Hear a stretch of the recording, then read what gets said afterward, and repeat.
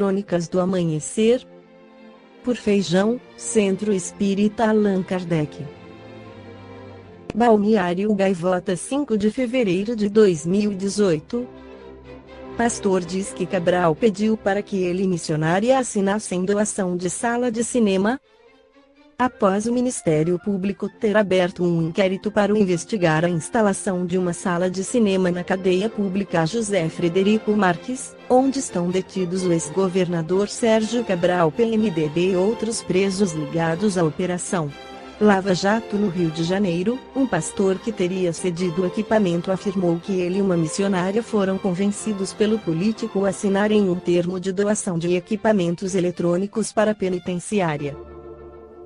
Em nota divulgada nas redes sociais, o pastor Carlos Alberto de Assis Cerejo, da Igreja Batista do Meier, e seu advogado Ekel Garcês Rodrigues Ribeiro dizem que o religioso e a missionária Clotilde de Moraes se reuniram com o ex-governador na biblioteca do presídio, quando o próprio Cabral pediu que eles assinassem um termo de uma doação que não existiu, porque o equipamento já se encontrava na penitenciária. De acordo com a SEAP, Secretaria de Administração Penitenciária, a doação do equipamento foi assinada por Cerejo, pelo pastor Cesar Dias de Carvalho e pela missionária. Os três afirmaram representar a Igreja Batista do Meier e a comunidade cristã Novo Dia. O presidente do Templo do Meier, João Reinaldo Porim Júnior, no entanto, negou a ação e disse em vídeo divulgado pelo Facebook ser o único capaz de autorizar doações desse tipo. De acordo com o pastor, ele e a missionária foram chamados pelo ex-governador para ir à biblioteca durante um culto do pastor Cesar no dia 27 de dezembro. O detento expôs a necessidade de que um representante de instituição religiosa ou filantrópica assinasse documento de doação de alguns equipamentos eletrônicos TV, DVD e home theater que, segundo Cabral, já estavam no local, a fim de legitimar o uso destes pelos presos, afirma a nota. A nota informa ainda que, segundo a fala de Sérgio Cabral, o diretor da entidade prisional teria alegado que o uso de todos os equipamentos só poderia ser oficializado caso houvesse o documento de doação. O preso solicitou ajuda e falou que era só assinar o papel, e esse favor foi feito. O foco jamais foi beneficiar exclusivamente o preso Sérgio Cabral. Jamais se compactuaria com quaisquer decisões que contrariassem as leis ou os valores cristãos. O advogado do pastor defende que seu cliente foi induzido ao erro e não tinha noção do que estava ocorrendo quando assinou o documento, sendo que os dois foram manipulados por um homem ardiloso cuja vida traduz a sua astúcia e o poder de manobra para conseguir o que almeja.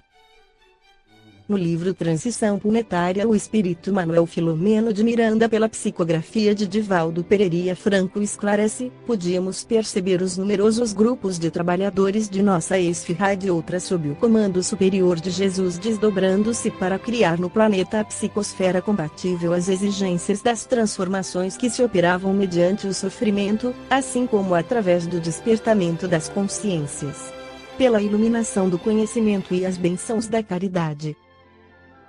Os grupos espíritas afeiçoados à verdade e os trabalhadores responsáveis pela realização do bem geral passavam a receber informações especializadas a respeito da conduta dos seus membros, como aliás sempre ocorreu, de forma que pudessem criar o clima mental e emocional para enfrentar os cataclismos que, por outro lado, aconteciam mais frequentemente, acelerando o processo de crescimento das vidas em amor e paz. Simultaneamente, reconhecendo as operações transformadoras que ora se realizavam, entidades perversas, vinculadas ao desvairo ou dele vítimas, movimentavam-se com sofreguidão, desenvolvendo mecanismos de agressividade contra todos aqueles que se encontravam comprometidos com a responsabilidade das mudanças em andamento. Ciladas habilmente organizadas, estereótipos do prazer, estímulos vulgares às sensações passaram a ser inspirados aos multiplicadores de opinião dos grandes veículos da mídia, de modo a perturbar a marcha do progresso, ampliando a área dos desmandos de toda a ordem, especialmente a que diz respeito aos gozos servis e de fácil acesso. conclaves insidiosos organizados pelos inimigos do bem, nas furnas em que se oniziavam, estabeleceram metas de vingança, utilizando-se da política sórdida a que se entregam muitos dos seus membros, ora reencarnados nessa área, como nas religiões, nas artes e noutros setores sociais, a fim de que chafurdem no lodaçal do caos moral, em estímulo negativo aos comportamentos saudáveis, fazendo campear o descrédito, o desrespeito às leis e aos deveres, na volúpia de acumular recursos que não são transferidos com a desencarnação, mas entorpecem os significados elevados da existência espiritual. Fomentadores de guerras de extermínio, de terrorismo insano, de perseguições às minorias, de deboche e de preconceito, misturaram-se às multidões, inspirando governos e cidadãos às atitudes calamitosas, de modo que a esperança seja deixada à margem sem consideração, e os exemplos nobres se transformem em mensagens de aproveitadores e oportunistas desvairados. Subitamente pôde-se observar o aumento surpreendente das aberrações, dos crimes hediondos, da violência inclemente e da falta de autoridade para impedi-los ou administrá-los, tornando-os banais e quase desconsiderados. O Vale Tudo, que começou a ser estabelecido, tem o objetivo de criar o clima de desinteresse pela honorabilidade, pelos valores éticos, pelo respeito à criatura e à sociedade, demonstrando que todos esses significados haviam sido perdidos e uma nova e descontrolada ética passava a ser assinalada como regra de comportamento próprio para estes desditosos dias. Por efeito, volumosa onda de pessimismo tornou-se dominadora no oceano das existências, e os jovens, principalmente, sem lideranças dignas nem diretrizes de equilíbrio, passaram a ser as vítimas selecionadas pela sua representação de herdeiros do futuro. As festanças licenciosas, os programas televisivos chulos e vulgares, agressivos e mentirosos, ao lado do cinema e do teatro em lavagem cerebral de que somente o prazer a qualquer preço é que vale a pena, começaram a tornar o proscênio terrestre local de hediondez, de selvageria e de permissividade, que levam à degradação, à exaustão. Repentinamente, os pais e educadores passaram a ser assaltados pelas dúvidas em torno do significado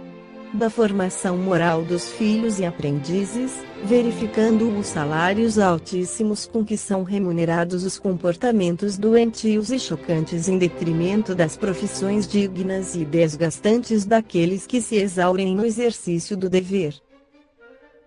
Os dois mundos de vibrações físico e espiritual aumentaram o intercâmbio com maior facilidade e o conúbio espiritual inferior começou a fazer-se tão simples que qualquer comportamento mental logo encontra resposta em equivalente sintonia com os espíritos que se movimentam nessa faixa vibratória. É claro que aquela que diz respeito aos sentidos mais agressivos e sensuais, predomina na conduta generalizada. Conversando com o amigo Ivon, logo pensamos nas grandes lutas do Armagedon, conforme as velhas anotações bíblicas, que seriam sintomáticas do fim dos velhos tempos, para dar acesso aos novos e ditosos, transferidas do vale das guerras do passado de Israel para todo o planeta atual, as ameaças de fim do mundo, criando pavores nas mentes e nos comportamentos emocionais mais frágeis, começaram a ser motivo de medo, de ansiedade e de desespero, assim como as propostas em favor do aproveitamento de todas as sensações, como forma de esquecer a vida e suas mazelas, assumiram papel de destaque nos vários grupos sociais, médiuns que haviam aceitado compromissos de alta responsabilidade para exercer a faculdade com Jesus. Nestes difíceis dias, sem dar-se conta, estão abandonando a vigilância recomendada pelo mestre por Allan Kardec, para engalfinhar-se em lutas de competição doentia, buscando lograr posições de relevo, enquanto se fazem instrumentos de espíritos levianos, que se comprazem em profetismo de terror e revelações confusas, mediante as quais tentam introduzir no movimento espíritas informações inautênticas de que se fazem portadores, gerando incompreensão e desordem. agredindo-se, reciprocamente, a troco da vaidade que desborda em direção do orgulho e da soberba, esquecem-se de servir a causa espírita, a fim de servir-se dela, nos seus propósitos conflitivos, que escamoteiam a benefício da exaltação do ego atormentado e insatisfeito. Campeões da insensatez invadem os grupos sociais e adquirem prestígio mediante astúcia bem elaborada e a falta de escrúpulos, movimentando-se livremente e empurrando os líderes insanos que avançam no rumo do abismo. Tudo diz respeito à resposta das trevas organizadas contra a programação do Dulce do Cordeiro, pacífico e pacificador, que não revida o mal, prosseguindo com os métodos do amor, no afã de promover o progresso da humanidade e do seu berço terrícola. Em nossas reflexões, nas noites seguintes, podíamos ver, sem qualquer dúvida, as caravanas de luminares descendo na direção da Terra, com a missão sublime de facilitar a reencarnação dos novos condutores do futuro ao lado dos imigrados de auxílio em verdadeira sinfonia de bênçãos. Foi numa dessas oportunidades, quando, em grande silêncio, nosso grupo, encontrando-se ao ar livre, contemplava o zimbório de estrelas lucilantes e de prateado luar, que o nosso mentor nos convidou à oração, propondo-nos a entrega total ao celeste amigo que viera, há 2000 anos, clarear a grande noite com a luminescência do seu inefável amor. Agora enviava, conforme o prometera, neste momento de tantas aflições, o Consolador, que já se encontrava no mundo terrestre há mais de um século, como uma constelação de seres elevados, para que as sombras fossem definitivamente diluídas ante as divinas claridades siderais. Não havia como resistir às lágrimas ou permanecermos indiferentes aos sublimes apelos do amor. Esta foi a crônica do amanhecer de 5 de fevereiro, por Feijão.